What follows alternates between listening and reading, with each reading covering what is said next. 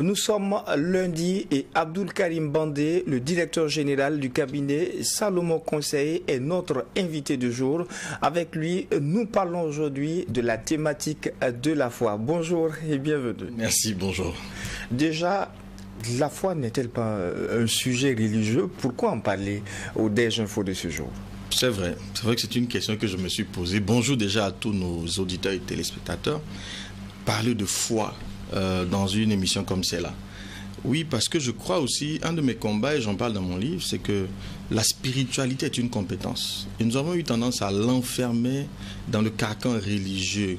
Et un de mes combats, c'est de faire sortir ces questions-là et de les emmener dans nos écoles, dans nos entreprises, dans notre quotidien.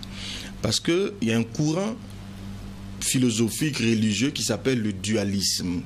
Et le dualisme a tendance à déclarer, c'est ce courant qui l'emporte malheureusement dans nos nations, qu'il faut séparer le séculier du sacré. Donc cet effort de séparation est tel que finalement, certains concepts sont perçus comme que religieux ou spirituels et les autres non. Vous voyez? Et pour moi, ça pose problème. Il a plu au Créateur que nous soyons corps, âme et esprit. Et on n'est pas à des moments esprit, à des moments corps, à des moments âme. On est constamment corps, âme et esprit. Donc, quelque chose que vous faites, lorsque vous mangez, lorsque vous dormez, vous êtes à la fois corps, âme et esprit. Mais lorsque vous priez, vous l'êtes à la fois. Donc, il n'y a pas de dichotomie, il n'y a pas de séparation. C'est une complexité. C'est vrai, il y a une dimension spirituelle de l'homme. Mais dans notre vie au quotidien, nous sommes des êtres humains. Et nous engageons notre spiritualité dans tout ce que nous faisons. Donc, pour moi, la foi n'est pas un concept du tout que religieux. C'est un concept de vie. On le verra dans le cours du développement. C'est une habileté humaine et nous avons besoin de l'exercer. Alors, les parties prenantes de notre quotidien, si on devait définir la foi, qu'est-ce que c'est exactement? Quelles sont ses origines? Bien, en latin, le mot foi, pour ne pas dire n'importe quoi, en latin, le mot foi, c'est le mot fides. Et ça veut dire simplement avoir confiance. Avoir la foi, c'est juste avoir confiance. La question, c'est en quoi est-ce que tu mets ta confiance? Est-ce qu'avoir confiance est spirituel? Quand vous prenez un médicament, vous avez confiance dans le médicament. C'est pour ça qu'il vous guérit. Si vous n'avez pas confiance dans le médicament, il ne vous guérira pas, même s'il a les vertus. Vous savez ce qu'on appelle l'effet placebo. Donc, avoir la foi, c'est juste avoir confiance. Et c'est une habileté humaine. Maintenant, ce sur quoi porte cette foi peut faire qu'on ait l'impression qu'il existe plusieurs formes de foi. Donc, avoir la foi, c'est vraiment juste avoir confiance, avoir de l'espérance. Ce sont des synonymes. À vous écouter, on aurait cette impression qu'il s'agit d'une disposition d'esprit à réfuter l'échec par rapport à quelque chose. Oui, à espérer dans quelque chose. On peut espérer l'échec, tout dépend de ce qu'on poursuit. Mais l'habileté humaine à se fixer un but, à avoir une espérance, un idéal, et de s'y accrocher jusqu'à son accomplissement. Alors donc, est-ce que ça va être juste le succès matériel? Peu importe l'objet, mais se définir un objectif, espérer en quelque chose et y mettre toute son énergie, toute sa volonté, tout son cœur, toute son âme jusqu'à son accomplissement. Et il y a une dimension certes divine, mais une dimension simplement humaine à mon avis. Pour l'auditeur ou le téléspectateur qui nous écoute et qui nous suit, en quoi est-ce que la foi a un rôle crucial dans sa vie quotidienne, dans sa vie de tous les jours, dans cette journée de lundi? Alors pour moi, il y a trois types de foi. Je vais mettre trois applications de la foi. Avoir la foi, c'est avoir confiance. Alors pour moi, il y a trois dimensions qu'il faut travailler à construire. Et les trois dimensions sont utiles et efficaces de manière autonome, mais quand on les combine, ça devient encore plus puissant. Je mets ma confiance en moi, j'ai besoin d'avoir confiance en moi.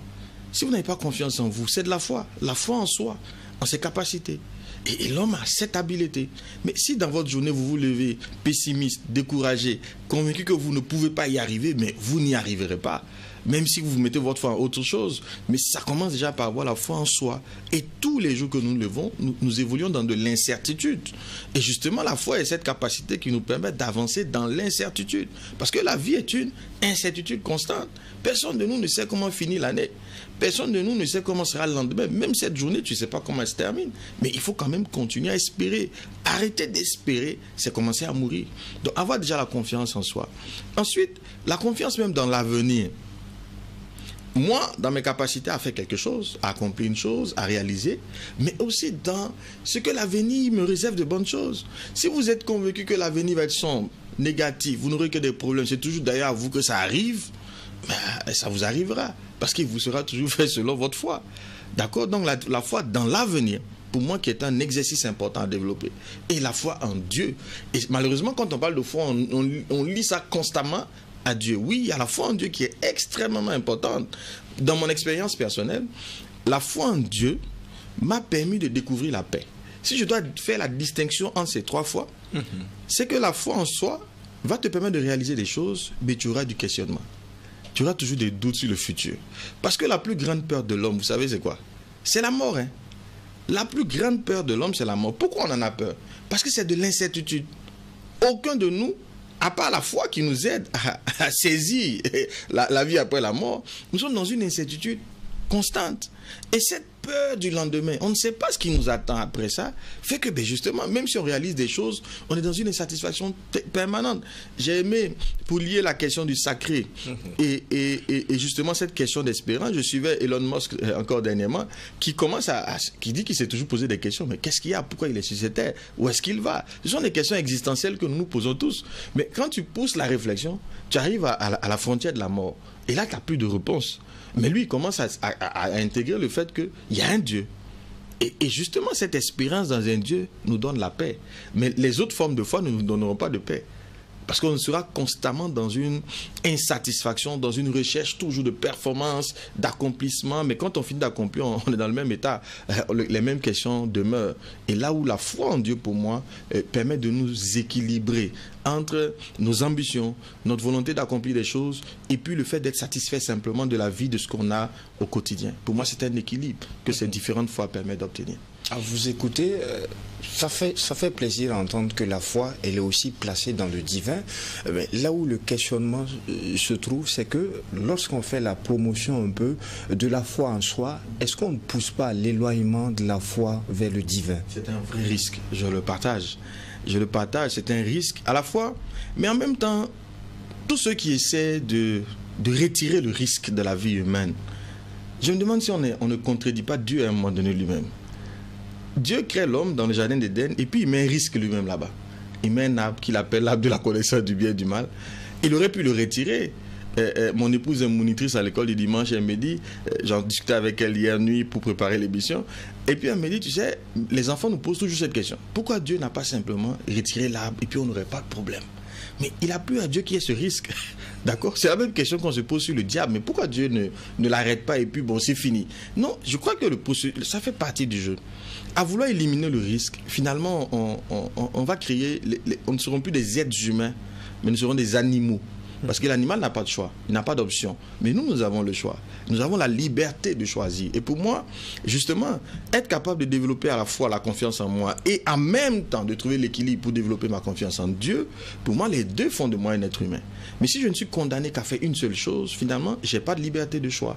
Alors que le plus grand cadeau que je pense que le Créateur nous a fait, c'est d'avoir la liberté de choix. Et c'est ce qui nous distingue du reste de la création, du règne animal, végétal, tout ce que vous voulez. Et ce qui nous distingue, c'est la volonté, la capacité de choisir, de décider. La foi en Dieu se doit d'être inébranlable. Qu'en est-il en termes de spécificité au niveau de la foi en soi? Pour moi, c'est le même mécanisme. Pour moi, je ne vois pas de différence. Mais c'est une combinaison. Lorsque je plaçais ma foi en Dieu, et je crois qu'elle joue, la foi même déjà, est nécessaire quand on est devant des impossibilités. Pour vous déplacer de chez vous au bureau, vous n'avez pas besoin de foi. Ce n'est pas une impossibilité. Mais si vous vous retrouvez obligé de vous rendre à Bobo Dioulasso sans moyen, d'accord, vous n'avez aucun moyen, vous aurez besoin de foi maintenant. Vous voulez vous rendre en Europe, aux États-Unis, vous avez un voyage à faire. Le même voyage, vous le faites. Quand vous avez les moyens, vous ne priez pas pour ça, vous n'exercez aucune espèce de foi. Mais la foi prend sens quand il y a l'impossibilité, quand il y a la difficulté, quand on est dans une réelle incertitude, nous avons besoin de foi. Face à l'adversité. Face à l'adversité. Et c'est pourquoi en faire un outil exclusivement religieux, pour moi, ampute l'homme d'une grande capacité. Parce que c'est une capacité que nous avons d'oser rêver. Sankara l'a dit, de grands penseurs l'ont dit. C'est la même foi. Osez rêver et agissez conformément à votre rêve. Et il le faut. Dans le contexte où on est, on n'a même pas le choix. Est-ce à dire que dans la stabilité, dans le bonheur, la foi est inexistante? Elle s'exprimera peu. Je vous assure, tous autant que nous sommes, Pourquoi certains domaines exercent plus de foi que d'autres? Prenons les entrepreneurs. Pourquoi ils ont une grande confiance en eux? Mais parce qu'ils sont tous les jours face à des défis. Ils ont la foi entraînée. Décider d'entreprendre, c'est décider d'aiguiser sa foi. Puisque tu te lèves en début d'année, tu ne sais même pas si tu vas accomplir quelque chose. L'employé a ça d'être stable. Quelqu'un d'autre exerce sa foi pour lui. Le patron se lève tous les jours avec son incertitude. Vous le voyez, il est assis dans la clim, mais il transpire. Il est jeune, mais il a les cheveux tout blancs. Parce qu'il gère tellement de pression et il vit par la foi. Mais quand vous n'avez pas l'habitude d'exercer votre foi, mais il va s'atrophier. Et justement, il nous faut des problèmes. C'est pour ça que les Indiens d'Amérique avaient ceci de comme vœu. Ils se souhaitaient, le meilleur vœu qu'ils se faisaient les uns les autres, c'était de dire que Dieu t'accorde des ennemis puissants. Parce que plus ton ennemi est puissant, plus ta gloire est puissante. Et ta gloire elle est puissante pourquoi? Parce que tu vas exercer une plus grande foi. Tu vas triompher, tu vas faire preuve de bravoure. Donc, et que Dieu donne des problèmes. Et donc, on est dans des problèmes au Burkina. Pour moi, c'est une belle opportunité d'exercer notre foi. Que ce soit dans le divin, que ce soit la foi en soi, est-ce que le doute, il est permis? Mais il fait partie de l'exercice, hein. D'ailleurs, c'est le doute qui te permet de savoir même que tu manques de foi et qu'il faut que tu te réveilles. C'est un indicateur. Pour moi, c'est un peu comme j'en parle dans mon livre, c'est comme la frustration. Ce sont des indicateurs. Quand tu doutes trop, tu dois t'arrêter. Si tu doutes, il y a problème. Tu n'as pas le droit de douter. Et donc, chaque fois que tu doutes, c'est la preuve que tu es en baisse de régime. Il faut que tu te remettes au sport, au sport mental, et que tu alimentes ta foi pour repartir de plus belle. Parce que dans le doute c'est une foi, hein. Mais c'est une foi négative. En fait, c'est le contraire de la foi. Donc, elle va produire un résultat, c'est l'échec. C'est l'échec, donc tu n'as pas intérêt à douter. Mais le doute n'est pas un problème, hein. J'ai dit, c'est un indicateur qui va te permettre de savoir que là, tu commences à avoir un problème de foi. Tu vas diagnostiquer ton problème de foi pour te remettre en selle et repartir de plus belle. Il y a nécessairement des auditeurs ou des téléspectateurs qui, face à un certain nombre de difficultés, face à des défis où ils se disent, est-ce que je vais y arriver? Eh bien, ils ont perdu toute lumière en leur foi. Comment est-ce qu'on arrive à raviver cette flamme-là? Pour moi, déjà, premier élément, il faut savoir s'entourer. Et là, je parle des deux aspects, la foi en soi et aussi la foi. Je vous dis que c'est le même processus. Mais la foi en Dieu, selon les types de croyances, moi je suis chrétien. Dans la foi chrétienne, c'est un don. Et je crois que c'est un don. Et ça rend difficile l'accès à mon avis. C'est une faveur. On peut en bénéficier. Dans la foi islamique, je ne maîtrise pas beaucoup, je ne vais pas me prononcer. Dans la religion traditionnelle, je ne maîtrise pas beaucoup. Mais pour la foi chrétienne, je peux vous dire, c'est un don. Et je crois que rencontrer le divin, on ne le décide pas comme ça. C'est vraiment un cadeau qui nous est fait. Et à nous de le recevoir, ce cadeau-là. Maintenant, la question était de savoir comment on ravive sa foi. Pour quelqu'un qui a perdu tout espoir en ce qu'il puisse franchir un certain nombre d'obstacles à travers des défis qui l'attendent. Absolument. Nous avons 5 sens. Je crois que j'invite déjà les auditeurs à retourner sur l'émission sur la résolution. Parce qu'en réalité, on parle quasiment du même sujet avec un autre mot, une autre façon de l'aborder. C'est la même chose. Être résolu, c'est avoir simplement de la foi. Avoir une vision, c'est avoir de la foi. C'est le même sujet. Donc retournez à l'émission. Mais ce que j'ai envie d'ajouter ici, c'est les fréquentations. Je vous assure, j'en ai parlé même la dernière fois. Vos fréquentations, l'atmosphère que vous créez autour de vous. Lorsque vous êtes dans l'inquiétude, évitez les gens qui vont vous rendre encore plus inquiets. Si vous créez l'atmosphère de foi, la foi viendra. Là, parce que la foi vient de ce qu'on entend. Entendre, voir, ressentir, toucher nos sens. Faites en sorte que vos sens soient imbibés de votre ambition, de votre objectif. Que rien ne vienne contrecarrer cette atmosphère. Il faut la créer, il faut la protéger, il faut surveiller son cœur. Oui, il y a des événements qui vont vous effrayer, il faut les fuir. Moi, il y a des choses que je ne regarde pas, hein. Non, je vous assure, il y a des choses que je ne regarde pas. Il y a des choses que je n'écoute pas. Parce que je suis conscient de l'impact que ça aura sur mon assurance, sur ma foi. Il y a déjà ça. L'autre volet, mais il faut lire le livre, Banaliser le succès. J'insiste. Vous aimez cadeau. Le problème de ce pays, là aussi, c'est le cadeau. Je vous raconte une anecdote. Le livre est sorti. Il a près de 2500 ventes, ou 3000 environ, 2500 et 3000 ventes. Je suis que plusieurs l'ont lu. Mais il y a une seule personne que je remercie au passage, le DG d'une société, M. Koné, qui m'appelle, qui me dit j'ai lu ton livre 3 fois et je veux te voir. D'abord, il ne me dit pas ça, il prend rendez-vous. Le premier rendez-vous, on n'arrive pas à le tenir. Et donc, on est obligé de reprogrammer le rendez-vous. Il reprogramme le rendez-vous. Il vient me voir au bureau juste pour me dire qu'il a lu le livre, ça lui a fait du bien et il est venu en racheter un autre. C'est le seul qui l'a fait. Vous savez ce qu'il a de particulier, et je m'excuse auprès de nos auditeurs, mais il faut par moment dire la vérité, c'est un Ivoirien. Vous voyez, le réflexe d'aider, d'accompagner, de soutenir, ça n'existe pas. Pour venir ici, là, ça coûte. On dépense de l'énergie. Il faut soutenir aussi. Il ne s'agit pas juste de nous appeler j'aime ce que tu fais. Et souvent, c'est tellement mal fait, c'est tellement mal dit. Non, il faut aller au-delà de ça. Donc, il faut se faire coacher aussi. Voilà. Et j'arrive dans des entreprises, les gens nous disent j'aime ce que tu fais, mais quand ils ont un séminaire et puis c'est payant, là, ils ne t'appellent pas, ils appellent quelqu'un d'autre. Voilà, moi aussi, je suis fâché maintenant. Et je dis ce que je pense sur le sujet. Donc, il faut se faire accompagner, il faut se faire coacher. Il faut lire, il faut créer l'atmosphère, il faut écouter des livres, des enseignements qui vont raviver votre foi. Il faut surveiller votre cœur. Vraiment, ne le laissez pas exposer. Et ça, j'adore, j'apprécie. C'est vrai qu'on peut critiquer, mais j'apprécie aujourd'hui le fait que nos médias, si vous voulez, vous voyez, il y a une certaine sérénité nationale, parce qu'on a de moins en moins d'informations négatives. Vous voyez, ça crée une sorte de sérénité. Mais quand tous les jours vous entendez, il y a eu ça, il y a eu attaque, il y a eu... Vous voyez, ça crée quoi? De l'incroyance. Est-ce qu'on va s'en sortir? La question majeure qui commence à dominer, c'est la peur. Mais lorsqu'on distille la foi, on distille de bonnes informations, mais la foi, elle monte. Et dans notre contexte, on a besoin à la fois de foi individuelle et de foi collective. Il faut que toute la nation croie, espère dans un lendemain meilleur. Plus je vous écoute, plus j'ai envie de revenir sur un aspect. Est-ce à dire qu'à côté d'une personne qui échoue en termes d'entrepreneuriat, qui échoue en termes de défis, à côté il y a un entourage dont il faut se séparer? Bien sûr. Mais déjà même quand tu commences à entreprendre, même... Bon, peut-être qu'il faut entreprendre pour comprendre ce que je veux dire. L'entrepreneuriat là, c'est une affaire de foi. Hein. Parce que quand tu commences, personne n'y croit. Mais vous êtes le seul à rêver votre affaire. On dit c'est un fou. C'est les résultats qui font que les gens maintenant commencent à dire nous-mêmes on savait que ça allait marcher. Quand le PDG de TruTV commençait à parler de sa télé, mettait les premières briques, les gars on dit que le mec là, il ne sait pas ce qu'il dit, il ne sait pas ce qu'il fait. C'est comme ça, ça fait partie du processus. C'est pour ça que c'est une vie de solitaire.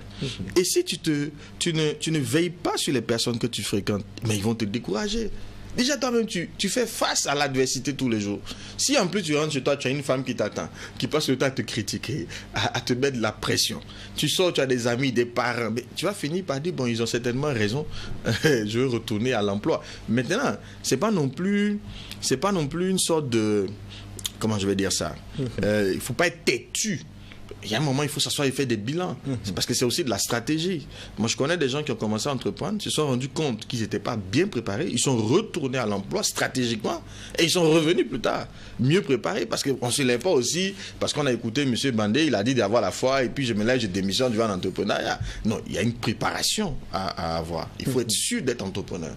Je coach quelqu'un en ce moment, quand il vient, il me dit qu'il entreprend. Je dis, bon, ok, la première chose qu'on va faire, on va mesurer d'abord est-ce que tu es un entrepreneur.